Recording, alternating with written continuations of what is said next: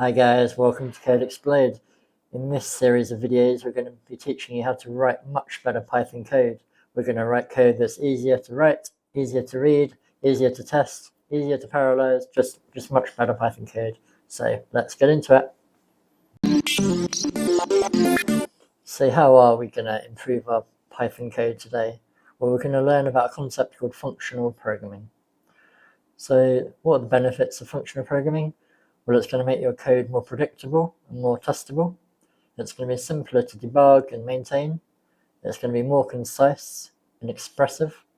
It's going to make your programs easier to parallelize, i.e. make multi-threaded or multi-process. It's going to improve the ease of reasoning because no longer do you need to tell the CPU exactly the steps that you want it to follow. You can just say, hey, go off and do this, and it will just do it for you.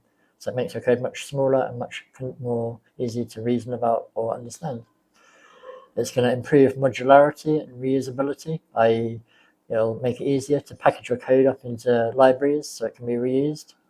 It's going to encourage immutability because mutable data sets can be a massive source of bugs in software today. So it's going to allow you, or at least encourage you, to use immutable data sets, which will make your code much more reliable. And functional programming is inspired by mathematics. So if you have a mathematical equation, you can easily port that into functional programming. So those are the benefits. So let's crack on and start learning. So at the very core of functional programming, there's something called a pure function. And functional programming encourages you to only write pure functions. So what is a pure function? So this is an example of a pure function.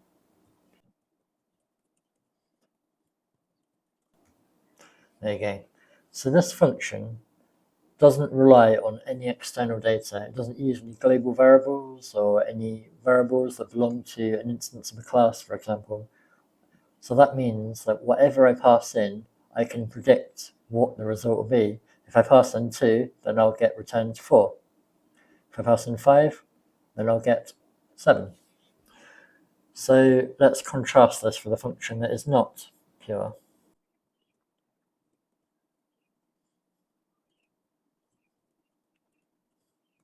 Okay, this is not a pure function because it relies on this global variable, which is 2.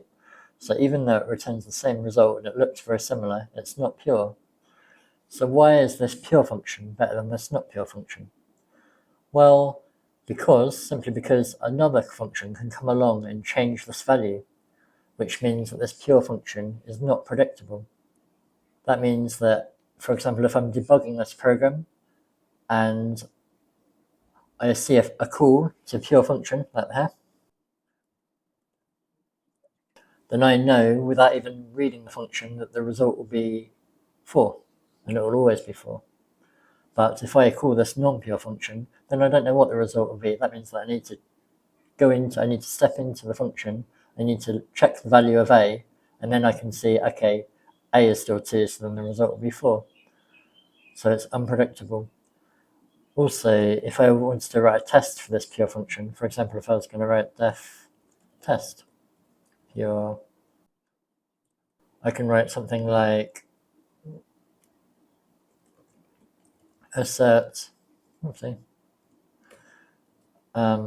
pure function 2 is equal to 4.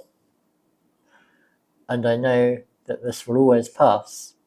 If I try and do the same test to the non-pure function,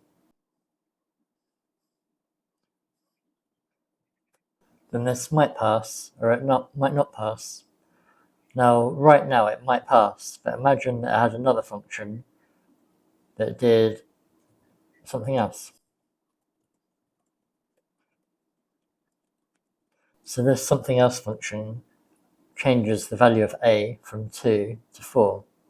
So now this not pure function will work if it's called before something else, but if you call it after something else, it will not work. So now the result of the test kind of depends on the order that you might call the test, and that can lead to undesirable results and buggy programs, as you can imagine. So in this lesson, you learned about pure functions and how you can use them to make your code more reliable. This is the first core step in functional programming. In the next lesson, we're going to learn about immutability, why it can cause problems, and how you can avoid it in Python. Alright, see you there.